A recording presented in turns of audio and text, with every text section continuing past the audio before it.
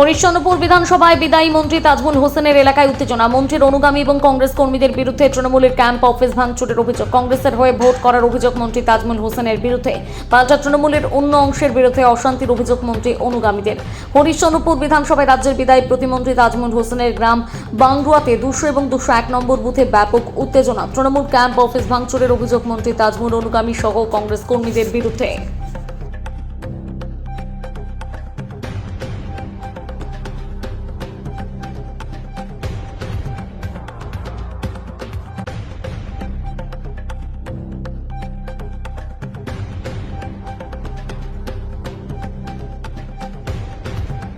গন্ডগোল আর কি অভিযোগ আপনাদের? এখানে এই বাংরুয়া 201 এবং 200 বুথ, এই বুথে আমরা শান্তভাবে তৃণমূল কংগ্রেসের আমাদের যে শিবির, সেই শিবিরে আমরা শান্তভাবে বসেছিলাম। আমাদের এখানকার লোকাল লিডার ইমরান ছিল এবং আমাদের জেলা পরিষদের সদস্য মার্জিনাদি ছিল। শান্তভাবে বসেছিলাম। এখানকার বাংরুয়ার কংগ্রেসের যারা এবং এখানকার মন্ত্রী সাহেব আছে, মন্ত্রী সাহেবের যারা লোকজন ছিল, মন্ত্রী সাহেবের লোকজন আমাদের শিবিরের উপরে চড়াও হয়। আমাদের শিবিরে আমাদের উপরে অ্যাটাক করা হয়, ফিজিক্যাল টর্চারিং করা হয় এবং আমাদের শিবির টিবির ভেঙে দেওয়া হয়। কেন মন্ত্রী তো আপনাদেরই দলের লোক? মন্ত্রী আমাদের দলের লোক না, আছে সেটা উপর মহল বলবে, রাজ্য বলবে, কিন্তু এখানে লোকালি তো কংগ্রেসের ভোট করছে। কংগ্রেসের হয়ে কাজ করছে? তাহলে একদম টোটাল ওপেন কংগ্রেসের হয়ে কাজ করছে। তো যারা চড়া হয়েছিল, যারা ভাঙচুর চালিয়েছে, যারা পোস্টার ছিঁড়েছে, তারা কারা? তারা কংগ্রেস, তারা মন্ত্রী সাহেবের লোকজন। তারপরে এখান থেকে আমাদের যারা লোকজন ছিল, আমাদেরকে প্রাণে আমাদেরকে এখান থেকে রিকভারি করা হয়েছে। এখান থেকে আমরা যদি এখান থেকে আমাদের রিকভারি না করা হতো তাহলে হয়তো আমাদের প্রাণ চলে যেতে পারত, এমন অবস্থা। তাহলে একদম সন্ত্রাস, এটা সন্ত্রাস না তো, এটা একদম সন্ত্রাস।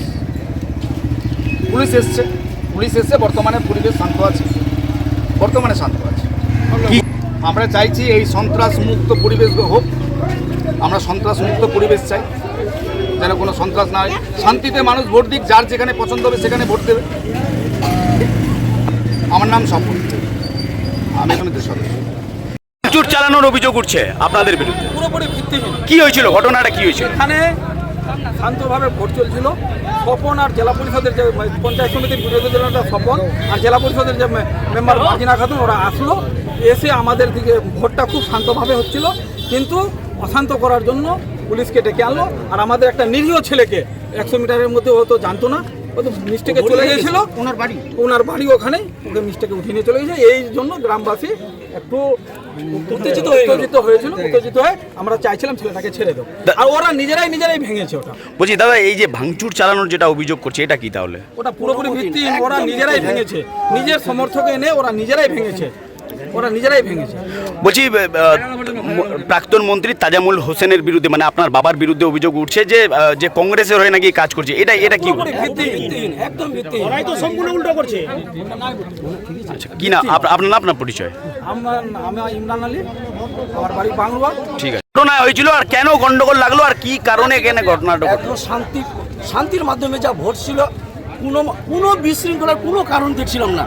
হঠাৎ করে দেখছি একদম বিশাল পুলিশ বাহিনী এসে নির্মমভাবে অত্যাচার যা শুরু করেছে, 10 থেকে 12 জনকে যা মেরেছে পুলিশ, তারা এখন রক্তাক্ত অবস্থায় পড়ে আছে। এখন কোথায় আছে তাদেরকে খুঁজেও পাচ্ছি না। তারপরে দেখলাম যে একজন আমাদের নিরীহ লোককে অ্যারেস্ট করে নিয়েছে। সে ভোট দিতে গেছে, তার বাড়ি এখানে। সে ভোট দেওয়ার সময় লাইনে দাঁড়িয়েছিল, সেই ছেলেটাকে প্রচণ্ড মার মেরে পুলিশ তুলে নিয়ে যাচ্ছিল। তখন জনতা, আম পাবলিক। আপনি কোন পার্টি করেন? আমি কংগ্রেস পার্টি করলু, কিন্তু আমি ওগুলো জানি। আজকের যেটা ঘটনা, আর যেটা ভাঙচুর চালানোর একটা অভিযোগ করছে, পার্টি লেভেলে নয়। আচ্ছা, কি নাম আপনার? পাবলিকে। আপনার কি নাম? জাভেদ আখতার।